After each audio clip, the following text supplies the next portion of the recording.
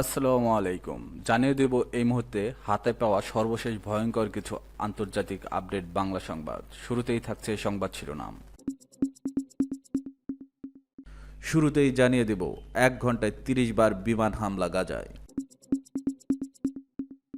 জানিয়ে দেব 80 দিনের অবরোধ ক্ষুধার্ত 24 লাখ মানুষের জন্য মাত্র 9টি ত্রাণের ট্রাক।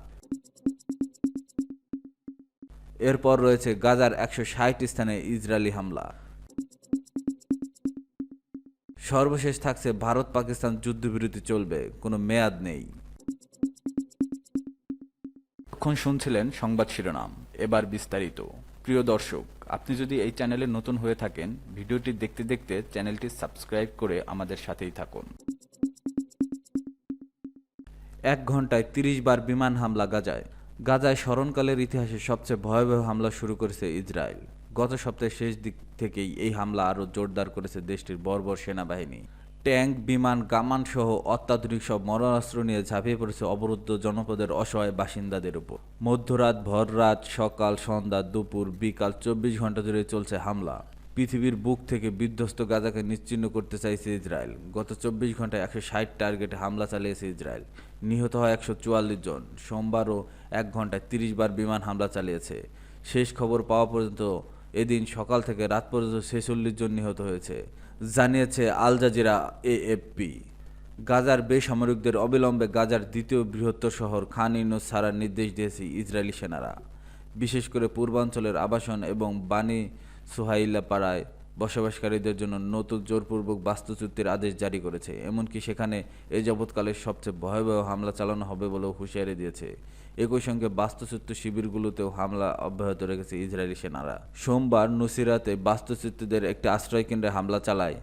সেই হামলায় 5 জন ফিলিস্তিনি নিহত হয়েছে। আবার ব্রিটিশ দাতব্য সংস্থা মেডিকেল এইডের প্যালেস্টাইন জানিয়েছে, ইসরায়েল রাতের বেলায় দক্ষিণ গাজার খান ইউনিসের অবস্থিত নাসের মেডিকেল কমপ্লেক্সের চিকিৎসা সামগ্রী সরবরাহের গুদামে আগুন লাগিয়েছে। অন্যান্য হামলায় নিহত ও আহত ফিলিস্তিনিদের হাসপাতালে আনার সময় এই ঘটনা ঘটেছে। চলমান হামলার মাঝেই সোমবার এক ভিডিও বার্তায় বলেন, পুরো গাজার নিয়ন্ত্রণ করবে ইসরায়েল। আরও বলেন, ইসরায়েলের পক্ষে আন্তর্জাতিক সমর্থন ধরে রাখতে গাজায় মানবিক বিপর্যয় ঠেকানোর উদ্দেশ্যে সীমিত আকারে খাদ্য প্রবেশের অনুমতি দেওয়া হবে, কিন্তু ঠিক কবে থেকে এই ত্রাণ সাহায্য পৌঁছাবে হবে তা জানায়নি নেতানিয়াহু। এদিকে ইসরায়েলি জিম্মিকে ফেরতের বিনিময়ে 60 দিনের যুদ্ধবিরতির প্রস্তাব দিয়েছে ইসরায়েল। সংবাদ মাধ্যমটি জানায়, কাতারের দোহায় আলোচনার সময় এই প্রস্তাব দেওয়া হয়। ইসরায়েল ধারণা করছে গাজায় এখনও 58 জন জিম্মি রয়েছে, তাদের মধ্যে 20 জনকে জীবিত বলে মনে করা হচ্ছে। 80 দিনের অবরোধ ক্ষুধার্ত 24 লাখ মানুষের জন্য মাত্র 9টি ত্রাণের ট্রাক। প্রায় 80 দিন ধরে চলা কঠোর অবরোধের পর গাজায় বসবাসরত 24 লাখ মানুষের জন্য কেবল 9টি ত্রাণবাহী ট্রাক প্রবেশের অনুমতি দিয়েছে ইসরায়েল। ইসরায়েলি গণমাধ্যমের বরাতে এ তথ্য জানিয়েছে তুর্কি বার্তা সংস্থা আনাদোলু। ইসরায়েলি সেনাবাহিনীর আঞ্চলিক সরকারি কার্যক্রমের সমন্বয় শাখার সিওজিএটি কার্যালয়ের প্রধান ঘাসান আলিয়ান আর্মি রেডিওকে বলেন, শিশু খাদ্যসহ মানবিক সহায়তা বহনকারী 9টি ট্রাক আগামী কয়েক ঘন্টার মধ্যে ইসরায়েল হয়ে গাজায় প্রবেশ করবে। ইসরায়েলি আর্মি রেডিও আরও জানায়, এই ত্রাণ ট্রাকগুলো আন্তর্জাতিক সংস্থাগুলোর গুদামে পৌঁছাবে এবং সেখান থেকে ফিলিস্তিনিদের মধ্যে বিতরণ করা হবে। গাজার সরকারি মানবাধিকার ও আন্তর্জাতিক সংস্থাগুলোর রিপোর্ট অনুযায়ী ইসরায়েল গত 2 মাস থেকে গাজার সব প্রবেশপথ বন্ধ করে রেখেছে, যার ফলে গাজার চলমান আঞ্চলিক সংকট আরও ভয়াবহ রূপ নিয়েছে।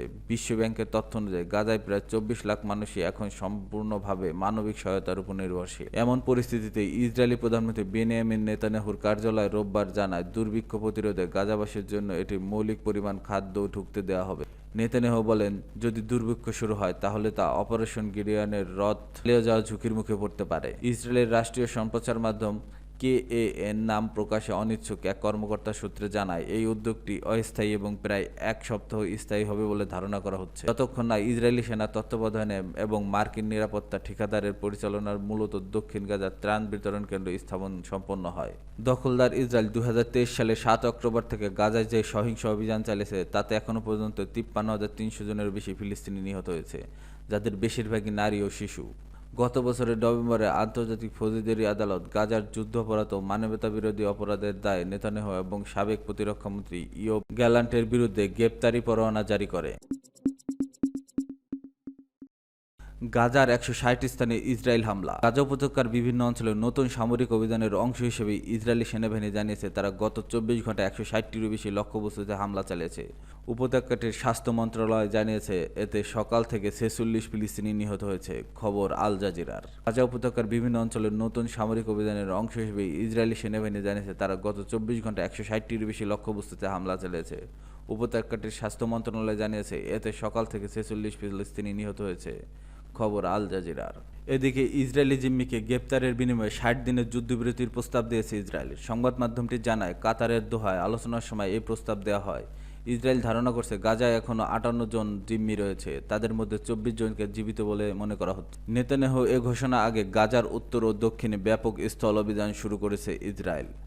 স্থল অভিযান শুরু হলো এমন এক সময় যখন কাতার, ইসরায়েল ও হামাসের মধ্যে পরোক্ষ শান্তি আলোচনার কার্যত ফলপ্রসূ হয়নি বলে দুই পক্ষের সূত্র জানিয়েছে। গাজার সর্বশেষ স্বাস্থ্য মন্ত্রণালয়ের তথ্যমতে গাজা যুদ্ধে কমপক্ষে ৫৩,৩৩৯ জন ফিলিস্তিনি নিহত এবং ১,২১,০৩৪ জন আহত হয়েছে। সরকারি মিডিয়া অফিস অনুযায়ী মৃতের সংখ্যা ৬১,৭০০-এরও বেশি।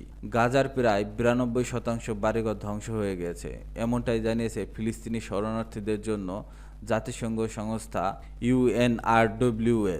এক্স পোস্টে সংস্থাটি জানিয়েছে ছিটমহলের পরিবারগুলো যে ধ্বংসযজ্ঞের মুখোমুখি হচ্ছে তা অকল্পনীয়।